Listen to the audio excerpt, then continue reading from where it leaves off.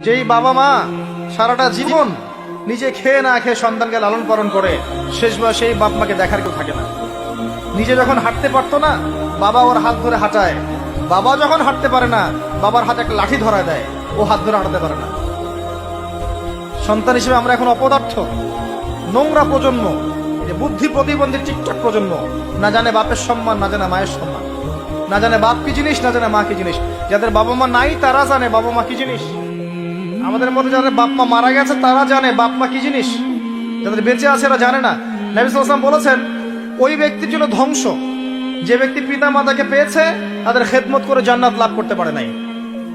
এই ব্যক্তির জন্য চরম ধ্বংস। পিতা মাতাকে কষ্ট দিয়েন না।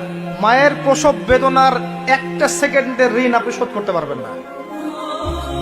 লুকমান আলাইহিস সালাম তার সন্তানকে বলছেন, ইয়া বুনাই লা তুশরিক বিল্লাহ ইন্নাশ শিরকা লাযুলমুন আযীম ওয়া ওয়াসাইনা লিল ইনসানা বিওয়ালিদাইহি হুসনা। তোমার পিতামাতার সাথে ভালো আচরণ করো।